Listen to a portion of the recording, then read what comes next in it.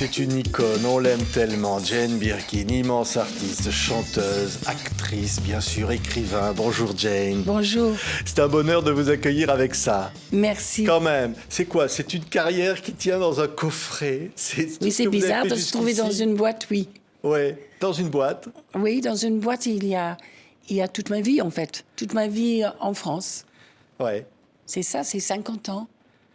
C'est 50 ans d'amour. Je suppose, oui, ça doit faire à peu près 50 ans, oui. À partir de, j'étais moi non plus, 68, oui. Ouais. Vous débarquez en France en vous disant, bon, ce pays d'un coup ouvre des horizons fantastiques. Je ne me suis pas dit ça, je ne savais pas. Mais en rétrospect, je pense que c'est grâce à le fait que je me trouvais en France que je me sentais libre. Et puis j'ai tombé sur quelqu'un de divin quand même. J'ai tombé sur Serge et du coup, j'étais moi non plus toute ma carrière, toute ma vie. Et un peu grâce à Pierre Grambla, en fait, parce que c'est lui qui m'a choisi pour Slogan. Et où je me trouvais en effet avec mon partenaire détestable qui était Serge Gainsbourg. Et c'est grâce à Pierre. J'ai jamais dit merci. Oui.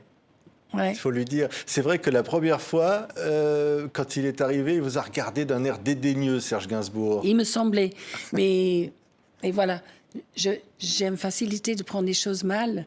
Et je pense son sarcasme et son indifférence m'ont heurté, mais ça faisait partie de son caractère et surtout, ça faisait partie d'une caractéristique de quelqu'un qui était en fait terriblement timide et puis candide et puis pudique aussi. Donc, oui, il n'est pas quelqu'un ni pour les flatteries. Je pense que je le gonflais de toute façon. Il venait de faire les essais toute la journée avec les filles splendides comme Marisa Berenson. Et tout d'un coup, qui débouline pas en haut des escaliers, mais en anglaise, portant des vêtements stupides, avec un gros accent, des grandes dents et qui parle pas un mot de français. Donc, pour lui, c'était la fin de journée en tous les sens du terme.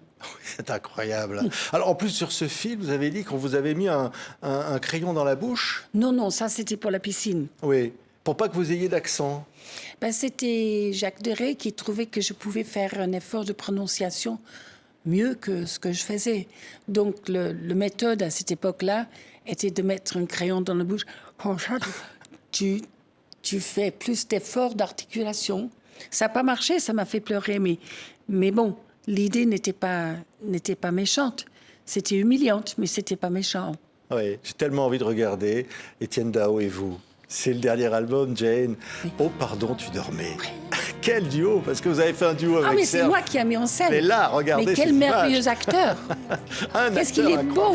Étienne, regardez. Il est beau. Si tu m'aimais encore.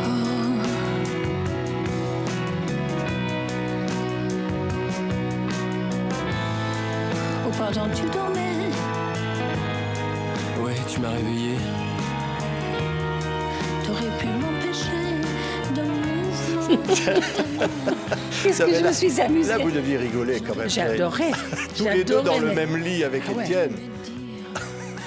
Oui, je fous mes pieds dans sa bouche, etc. Non, c'était un amusement folle de cette clip. J'adorais. Et j'ai vraiment découvert quelqu'un qui était un acteur retenu et très, très séduisant. Merveilleux, Étienne, comme acteur. Merveilleux. Oui, et c'est le dernier album, regardez, elle est là, avec ses jeux interdits. À l'intérieur, on va les entendre tout à l'heure, parce qu'au fond, c'est aussi votre vie que vous nous chantez, Jane, depuis le premier jour ou presque. Jeux interdits, les jeux interdits. C'est votre enfance? Non, c'est l'enfance en fait de Kate et Charlotte. J'avais un petit presbytère à Cresswell et elles jouaient dans le cimetière. Et comme le film qu'ils aimaient le plus était Les Jeux interdits, ils enterraient tout, c'est-à-dire le rôti de dimanche, les côtelettes d'agneau, mais aussi toutes les petites créatures qu'ils trouvaient, bien sûr. Et puis ma fille Kate, qui était très spirituelle, a trouvé qu'il y avait certaines tombes qui avaient massivement des fleurs en porcelaine, beaucoup d'offrandes merveilleuses et d'autres où il n'y avait rien. Donc elle les a tous changés de place, qui fait que ma chère tante n'était plus en dessous du tout. C'était tout d'un coup quelqu'un de mon grand-père. Et le maire de l'endroit avait demandé assez sèchement que mes enfants remettent les gens qui correspondent avec les gens qui se trouvaient par en dessous. Et la pauvre Kate, elle ne se souvenait plus du tout parce qu'elle a fait une sorte de rafle dans le cimetière pour faire que les choses étaient équitables. Donc les jeux interdits, c'est vraiment elle et Charlotte qui cavalaient sur les collines. Elles n'étaient pas cruelles, elles étaient en cachette, en effet. Écoutez, jeux interdits. Nécropole dérisoire. Elle jouait toutes de aux jeux interdits. Étrange cérémonie, porcelaines échangées, mais assassinats. Couronne d'églantine, cruelle se cavaler sur la colline. Avec les merveilleux arrangements d'Étienne Dao et Jean Oui. Pierrot sur ce disque formidable Jane. Quand je disais, voilà, ça c'est évidemment, c'était Kate, Charlotte. Il y a une autre chanson, ça s'appelle Enfant d'hiver. C'est vous Oui. qui aviez écrit le texte sur un disque formidable. Oui. Et ça c'était la vôtre d'enfance, Oui, Jane. c'est vrai. C'était vraiment mon frère, moi et ma petite sœur, avec les lèvres mauves sur les plages de l'île de White. Et c'était notre adolescence. Oui, j'aimais beaucoup ce disque, mais il n'a pas marché du tout. Mais il y a certaines chansons qui tiennent bien le coup. Et Étienne a demandé que j'en chante une à la fin de le spectacle que je fais actuellement qui s'appelle Pourquoi. Et j'aimais beaucoup Enfant d'hiver. Mais peut-être c'était trop nostalgique et trop triste parce que c'était sur... Finalement, l'enfance, c'est le seul pays où on peut accéder plus jamais pour vérifier. En fait, invérifiable. Ouais. Donc, peut-être c'était beaucoup moins bien que ça en réalité. C'est juste que c'est glorifié parce qu'on ne peut plus y aller. On peut un peu, grâce à nos enfants, ça nous montre un peu la même lumière parfois quand on a le privilège de jouer dans leurs jeux quand ils sont tout petits. Mais j'adore moi cette chanson-là, écoutez-la quelques instants. Ah, tu es Jane. gentil parce que j'aimais beaucoup. En exil, les faux rires, ça va finir en larmes. Il y a un pays invérifiable, inaccessible comme les morts. C'est magnifique. C'est des souvenirs incroyables des parents, Jane. Oui. Ce papa héroïque, cette maman qui chantait pendant les bombardements. C'est- Oui, ils étaient des merveilles quand même, c'est vrai. Et je regarde, à un moment donné, quand mon père est mort, et Serge aussi d'ailleurs, quelques jours avant, je repassais leur mariage en bobine. Ils sortaient de l'église, ils rentraient dans l'église. Tellement ils étaient parfaits, mais mon père avec un patch sur son œil,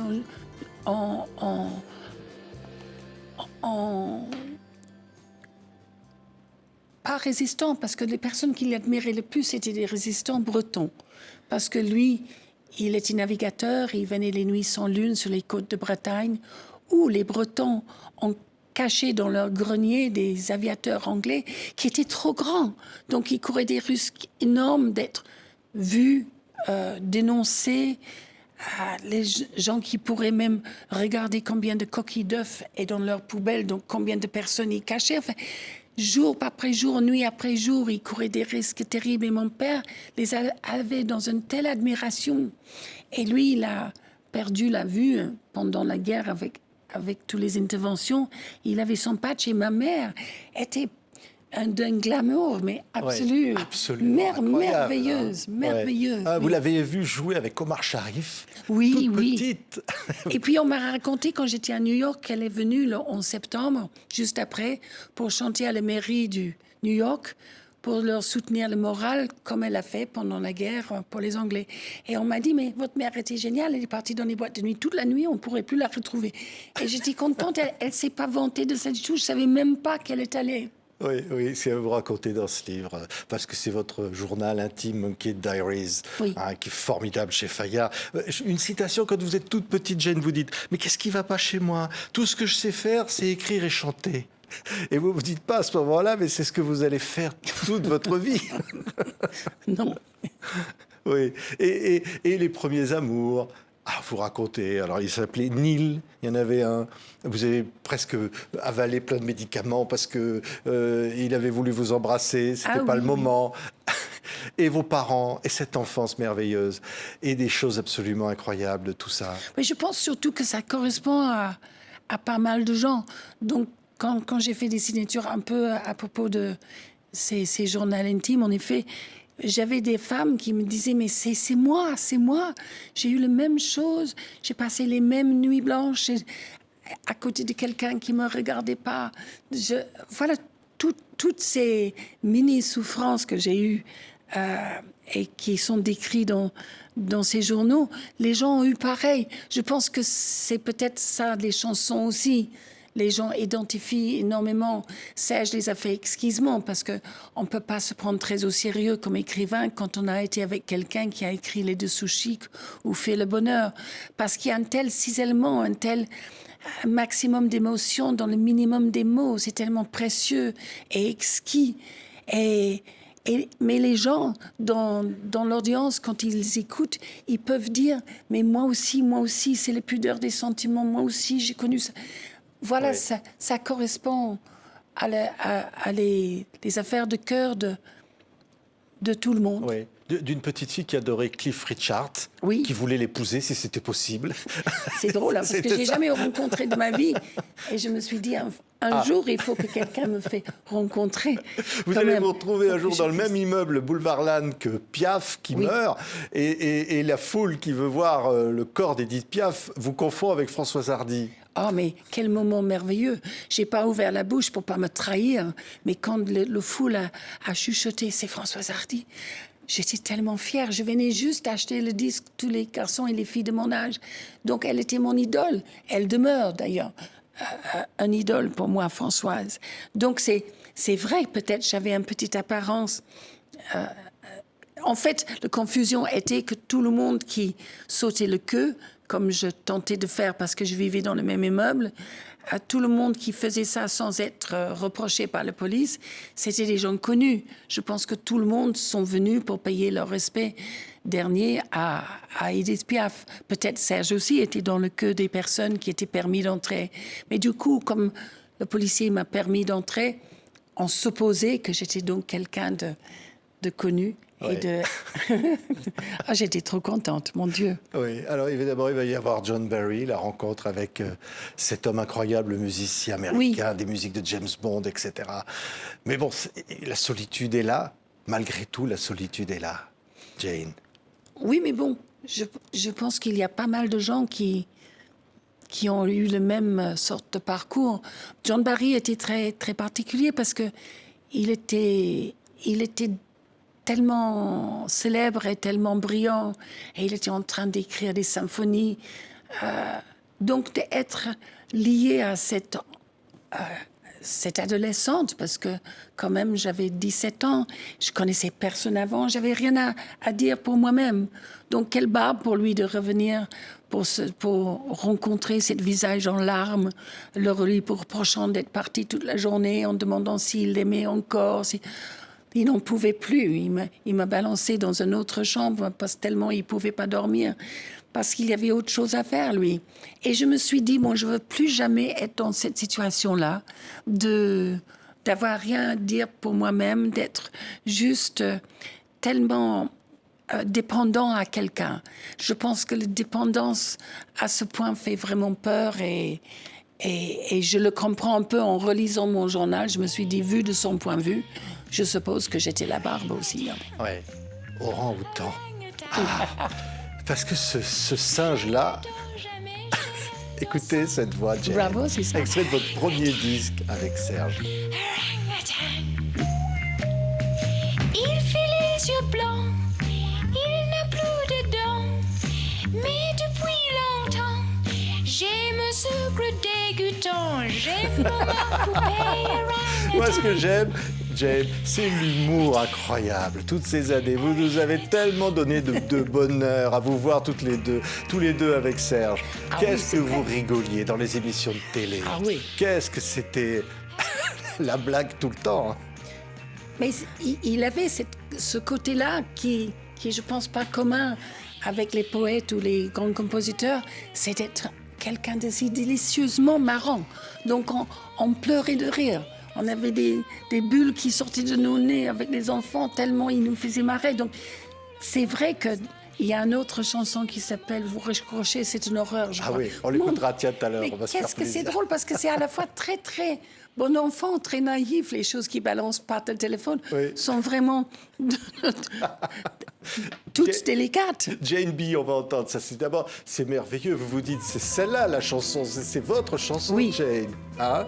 Mais bon, sur la face B, il y a Je t'aime moi non plus. Voilà. Mais on écoute Jane B. Il vous décrit bien, hein?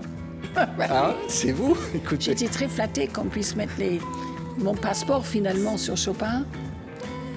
Ouais. On ne pouvait pas rêver mieux. Ouais.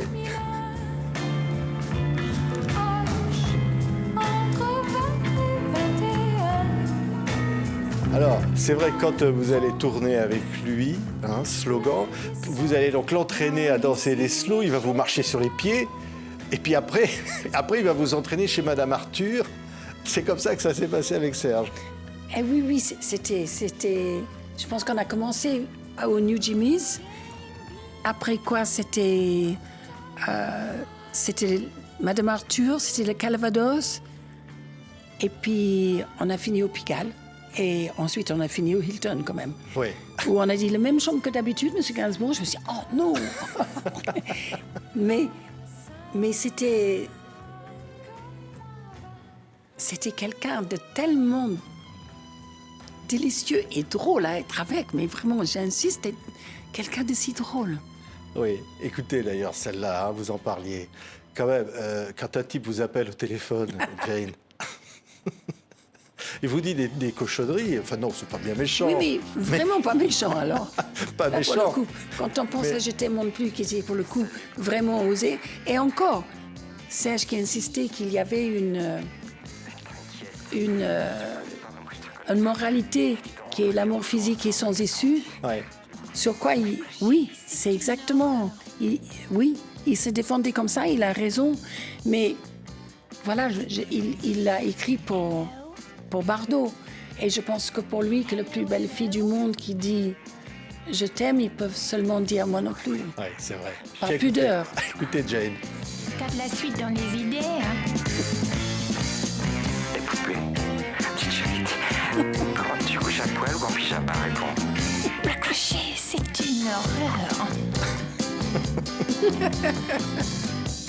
Alors, il y a une autre chanson que vous adorez, Jane, c'est La Décadence. Ah, pour Ah moi, ouais. c'était un carton, celui-là. Je me Ouais. suis trompée. C'est vrai. Mais vous dansiez d'une certaine façon avec Ben, il Serge. retournait la fille, qui fait qu'il faut être extraordinairement exhibitionniste pour danser de telle façon. Moi, je pensais que ça allait attraper comme un fureur et que tout le monde danserait comme ça, mais en fait, c'était trop à demander à les gens d'être exhibitionnistes à ce point. Il y avait un côté de petit garçon de chorale, Dieu pardonne nos offenses, la décadence. Moi, j'adorais ça. Je trouvais que c'était la plus belle chanson du monde. Plus beau encore que Je t'aime non plus. Et voilà, c'est ça. Écoutez. Derrière moi, Ah, derrière moi, non, pardon, c'était un autre vers. la décadence. Que tes mains frôlent mes seins. Il y a de la sensualité, il y a tellement de tendresse aussi. Il y a tellement de tendresse. Ça, je pensais que ça allait marcher. Aussi, comme Je t'aime non plus. C'était un peu fait pour. Et en fait, ça n'a pas attrapé du tout. Ben, tiens, on en a une autre, alors elle est dans le coffret, Bébé gay. Oh non, oh non, oh allez. non, oh non, Ah, oh non, Bébé tu me fais gay. souffrir. Écoutez, J'ai quand même fait des conneries. Je bégaye.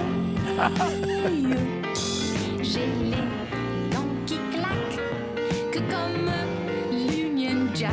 Oh, bébé gay. ça quand même, mais c'était tellement sympa. Très sympa. Non mais, qu'est-ce que vous donnez du bonheur aux gens à la télévision, partout, dans les shows des Carpentiers. Ah oui, tous les samedis soirs quand j'y pense.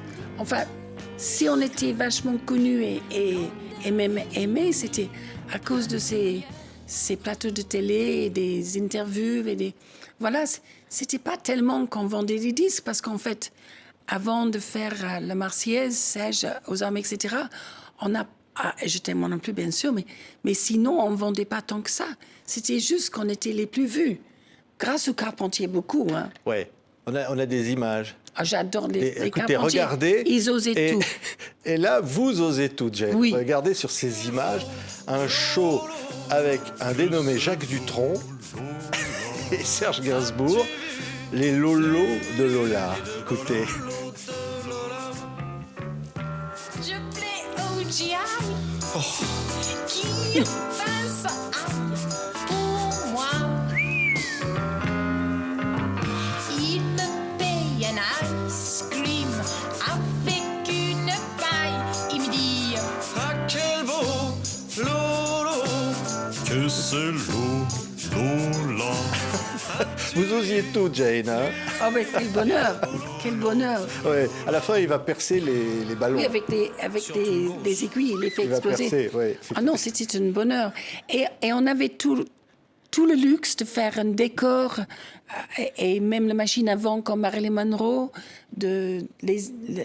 évidemment les danseurs, les habillages, les journées de répétition. Et Serge qui a écrit ça dans la nuit, juste pour ce show-là. Je pense qu'il n'a même pas mis ça à la Société des auteurs. Il faisait des one-off comme ça, juste pour un morceau de show avec une idée de deux soldats et cette Lola avec des grands lolos. Et les Carpentiers marchaient avec ça, étant donné que Serge avait une réputation dangereuse. C'était quand même assez courageux de leur part de nous donner carte blanche. Quand je dis nous, à lui et plus tard moi. Ouais. Tout ça est dans le DVD qui est joint au coffret. Ce qu'on entend là, c'est avec Coluche. Ah oui. Écoutez ça. Viens donc, petit maître de mon comic strip, viens faire des bulles, viens faire des et des. Évidemment, c'est Coluche qu'on entend. Oui, Il y avait une vraie complicité oui. avec Coluche, par exemple. Ben oui, on l'a connu au plus charmant quand même. Lui et sa femme Véronique, on sortait à 4. Ou chez Coluche, chez lui, où c'était extravagant, quoi. C'était extravagant comme moment. Ouais. Et alors, Françoise Hardy, on vous confondait avec elle devant chez Piaf quand vous n'étiez pas connu. Ben, un jour, vous faites un duo avec elle à la télé. Oh oui. Les petits papiers. Évidemment. On entend évidemment cette version-là. Françoise, c'est toute une bande, là. Vous êtes toute une bande avec Dutronc, avec tout ça, Jane, à cette époque-là. Oui, mais c'était quand même des personnages exquis. Hein. C'était un moment de la vie extraordinaire d'avoir pu les connaître, de les avoir vus aussi quotidiennement. Ils ont un charme fou, ce petit morceau-là de leur vie, d'avoir partagé ça, quel bonheur. Ouais. Ah, il y en a un dans le livre, vous l'écorchez pas mal, c'est Claude François. Oh bah oui, parce Ah oui. qu'il voulait que je fasse des choses extrêmement cochonnes. Qu'est-ce qu'il voulait? Mais il voulait prendre des photos avec les jambes écartées. Ah bon? Yes. Non. Mais tu n'as pas compris ça. Mais si. C'est pour vous le faire raconter, Jane, que je fais semblant de ne pas savoir Ah, non, parce que non, c'est non. dans le livre. Non, c'était pour son magazine qui s'appelait Extra ou je sais pas. Absolu. Absolu, bah voilà. Ouais. Donc pour être absolu, son idée c'était ça. Donc il voulait le faire avec un photographe que j'aimais beaucoup, qui était Guy Bourdin, qui était un très grand photographe.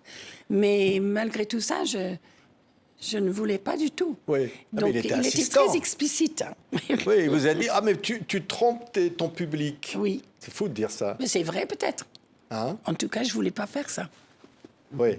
Et vous avez dit, c'était un chanteur, comment vous avez dit ça dans le livre, poudré, qui sautait en l'air, très populaire, mais que vous supportiez pas.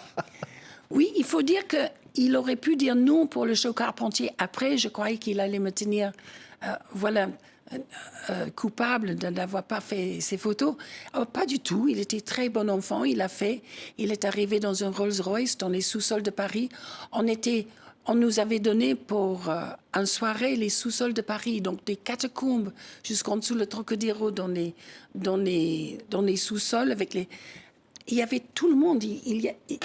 On a pu avoir absolument tout le monde pour ce show des Carpentiers. Et j'ai grimpé le Tour Eiffel à la fin. Les robes étaient faites par ma fille Kate. Et il y avait un moment délicieux dans le sous-sol de Paris où il y a l'évacuation des eaux, où j'ai pu faire Baby Alone in Babylon avec les petits danseurs de le ballet, les petits rats de l'opéra qui faisaient Didouda dans leur tutu rose juste à côté. Mais c'est une délice, Oui. cette émission. Ils devraient les passer, en fait, quand ils n'ont rien à faire sur la télé. Il y a souvent tellement des choses nulles. Oui. Ils devraient juste passer ces vieux shows parce qu'ils sont... Ils étaient... Il y avait des trouvailles enfin, ça a osé de faire des sous-sols de Paris dans les catacombes avec Raymond DeVos, c'était quand même incroyable. Ah oui, incroyable. Hein. Là, vous allez faire la Claudette avec Claude François sur une chanson, derrière C'était lui, très au milieu pénible des à faire, Claudettes. hein. Très compliqué à faire comme pas de danse, mais je l'ai fait, oui. Oui, bravo. Et les danseuses m'ont aidé. Hein. Et Serge, évidemment. Alors, avec Serge, vous faites les 400 coups, vous le racontez. Et à des moments, il va aller à Pigalle, dans des endroits les plus malfamés. C'est moi qui voulais. Ah oui? Ben oui, Et dormir dans des hôtels borgnes. mais bien sûr. Ah oui? Ben, il fallait avoir le plus sordide. Si on va le faire vraiment. Donc, c'est moi qui ai insisté, le pauvre. Lui, je pense qu'il avait un tout petit peu de pétoche pour moi, pour me trouver dans ces endroits-là. Mais moi, je le voulais absolument. Écoutez, j'étais tellement sage jusque-là que j'en avais ras-le-bol. Je voulais tout faire. Un jour, vous allez même acheter une poupée gonflable pour lui. Qu'est-ce que c'était drôle, je l'ai gonflée dans la salle de bain, mais j'ai éclaté tellement de rire que je n'arrivais pas. Elle était plus grande que moi, je l'ai fait avancer dans la chambre à coucher avant moi, et Serge a dit « Aïe, aïe, aïe, qu'est-ce que c'est que ça ?» Et quand tu l'as dit gonflé, c'était comme un canard de plage. Et alors, bon, il y a des engueulades. Un jour, vous allez vous tomber dans la Seine, vous tombez dans la flotte. Hein. C'était pour me faire pardonner. Oui. J'avais balancé une tarte à la crème et je l'ai eu en plein figure comme Laurel Hardy. Sauf qu'il n'a pas fait des gestes stupides, hein, lui, du tout. Il est parti de chez Castel et des morceaux de croûte de cette tarte tombaient de gauche et de droite jusqu'à la rue de Saint-Père. Sur quoi j'ai compris qu'il fallait que je fasse une chose vachement dramatique pour attraper son œil avant qu'il rentre dans la rue de Verneuil. Donc j'ai foncé direct pour la Seine. Et là, Serge m'a dit que j'ai attendu qu'il descende des escaliers en pierre jusqu'au bord de Seine avant que je me suis jetée à l'eau, pour pas me jeter à l'eau pour rien. Peut-être j'étais assez médiocre pour faire ça. Je pense qu'il avait raison. En tout cas, il s'est pas mouillé, ni sa montre qui n'était pas waterproof non plus. J'étais repêchée par les pompiers sur le bord de la Seine, oui. Incroyable. Hein. Alors, évidemment, bon, tout ça, c'est des souvenirs absolument incroyables, hein, Jane. Et il y a Melody Nelson, que vous chantez encore sur scène en ce moment, et c'est formidable. On entend là, vous le chantez en symphonie, vous le chantez, vous l'avez chanté dans tout. Vraiment, c'est un chef-d'œuvre absolu, parce que Serge, c'est ça. Ça fait plaisir, en fait, dans le concert quand j'arrive pour dire que, je sais pas ce que c'était, en 71, j'étais à Londres avec Serge Gainsbourg qui faisait un disque qui devenait mythique. Melody Nelson, je vois le visage des gens, comme s'ils avaient un peu d'extra time avec Serge, comme au football, comme si ça les permettait d'être encore un peu avec le caractère de Melody Nelson et cette œuvre qui est passée, ce qui n'a pas vendu à l'époque, hein, du tout. Il m'a donné le disque d'or une dizaine d'années après, on n'était plus ensemble, il a dit, finalement on l'a eu. Mais des dizaines d'années après, maintenant c'est vraiment l'objet, le chanson, le 33 tours que les Anglais aiment le plus. Que là, j'ai fait une interview ce matin pour Danemark. Ils ont dit, mais oui, il connaît Melody Nelson. Parce que je dis, peut-être ça va vous faire rien du tout que je chante 3 chansons de Melody. Il a dit, mais non, on connaît bien Melody Nelson. Donc, c'est vrai que je vois le joie que ça fait sur le visage des gens quand je peux faire le balade et je peux faire l'hôtel particulier. Et tu m'as fait faire des conneries. Et c'était Dao qui m'a dit, ça serait bien de faire mélodie. J'ai dit, non, je peux pas, c'est Serge. Il a dit, tu es quand même sur la couverture. Je dis, oui, mais c'est tout. Et il a dit, si, tu peux. Et c'est lui qui a eu l'idée de commencer avec Jane B.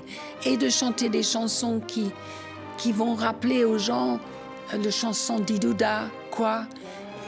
De refaire tout ça pour ce show. Et il est quelqu'un qui vous met en valeur de ce qu'il avait aimé lui. Et je me suis écartée de ça pendant quelques années, mais là, je suis revenue à ce qu'il aimait lui. Ouais. Le 21 mars à l'Olympia. Ça oui, va il a être voulu, absolument. formidable, Jane, de vous applaudir. Tellement de chansons. Je pense aussi à Je t'aime moi non plus, le film qui revient, dont tout le monde aujourd'hui se dit, bon sang, Oui. on l'a vu projeté au Festival du film francophone d'Angoulême. Quel film incroyable de Serge. Ah bah oui, et à l'époque, on se faisait traîner dans les poubelles pour avoir osé faire un film aussi osé. Ceci dit, c'était quand même très osé. C'était quand même très explicite et osé.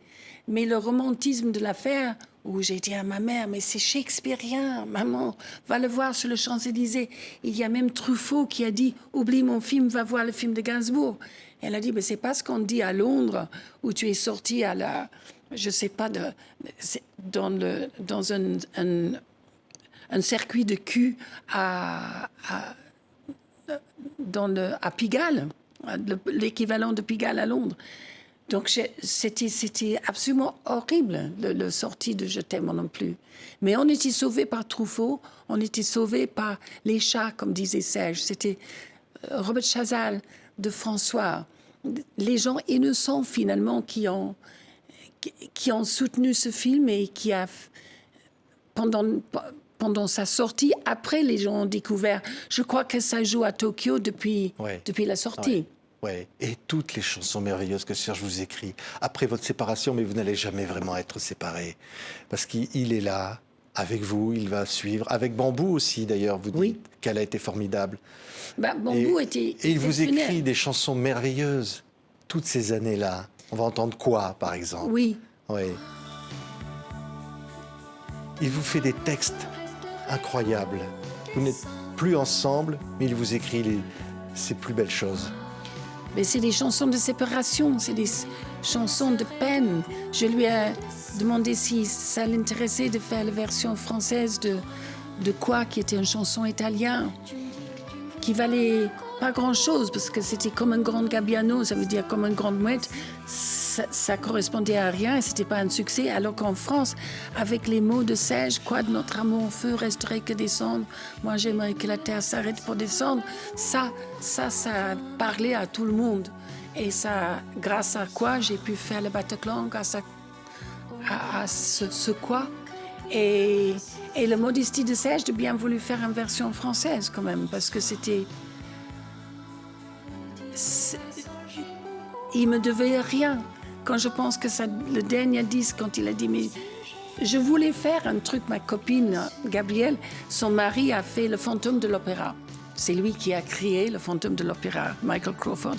Donc je suis revenue de Londres et je dis à Serge, écoute, je veux faire Le Fantôme de l'Opéra. Donc Andrew Lloyd Webber a écrit la musique et les paroles. Je lui ai filé le disque, il a écouté ça. Il a dit, tu veux être donc avec un masque pendant 1h30 en jouant Le Fantôme de l'Opéra. Il a dit, je préfère t'écrire un autre 33 tours. Et il m'a écrit Amour des feintes, avec les beautés de paroles là-dedans. Amour des feintes, des faux semblants, infante des feintes, c'est pas vanant. Et il a dessiné la couverture à l'hôpital quand je suis allée leur rendre visite. Et on ne peut pas avoir plus que quelqu'un qui vous écrit quand vous avez 20 ans jusqu'à la dernière chanson qu'il allait écrire, parce qu'après quoi, il est mort. Donc, j'ai beaucoup à remercier Bambou pour avoir compris. C'était pas si simple que ça. D'avoir compris que j'étais évidemment pas un danger, mais que ça correspondait à quelque chose où je crois que si Serge tient un si grand morceau de mon cœur, même aujourd'hui, c'est à cause de cette fidélité qu'il a eue dans l'amitié, nous qui n'étions pas amis. Mais il a bien voulu, tout comme moi, être là pour l'autre. Parce finalement, il n'y a rien de plus pénible que, après une séparation, quand la personne, en fait, peut vous oublier si totalement, que vous correspondez à rien, plus rien dans leur vie future, que vous ne valez pas un coup de téléphone pour savoir comment vous allez, que s'il y a un coup un peu drôle, qu'on ne vous appelle pas. Serge, il a été sa confidente jusqu'au bout, mais c'est vrai que c'était pas la passion qu'il a eue avec Bambou. Donc c'est quelque chose qu'elle pouvait comprendre et pas me tenir rigueur de ça. Au contraire, elle voulait le plus grand bien pour lui. Et puis elle a eu Lulu. Donc là, quand elle a eu Lulu, c'est moi qui étais vraiment heureuse parce que je me suis dit qu'il n'y a rien de plus gai dans la vie que d'avoir un bébé et une vie future et qu'il allait bien aller après ça. Merci, Jane. On entend fuir le bonheur de peur qu'il se sauve. Mais moi, j'ai envie de finir sur vous. Vous, qui nous avez tellement donné de bonheur, qui nous avez fait rire dans cette période Lolita charmante des débuts, avec ce petit accent. Vous, l'incroyable artiste et l'incroyable comédienne, celle de Rivette, celle de Varda, Patrice Chéreau. La femme engagée que vous êtes, celle qui s'est battue toujours pour les causes qu'elle croyait. Tellement... Ouais. J'aimerais tellement faire quelque chose pour que les gens dans ces pays-là actuellement, en Ukraine, mais aussi les gars qui essaient de se sauver en Russie, aussi en Birmanie, où là on a pendu les personnes qui étaient dans cette révolte il y a 1 an, eh bien on les a traqués tous. Et là ils sont en tôle avec Aung San Suu Kyi qui va mourir en prison. Et pour cela, on ne va pas dans la rue pour hurler. Je pense que la dernière fois que je suis allée dans la rue pour hurler, c'était pour la Syrie, avec Kate d'ailleurs.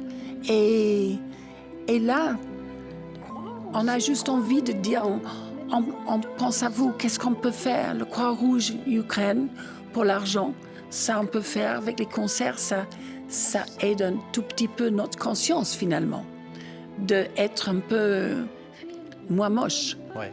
De finalement vivre juste à côté. Parce que tout le monde dit, mais ça va changer la vie de tout le monde, cette guerre. Mais nous, on a vécu un été plutôt formidable et eux, ils étaient en train de crever. Donc c'est vrai que ça serait...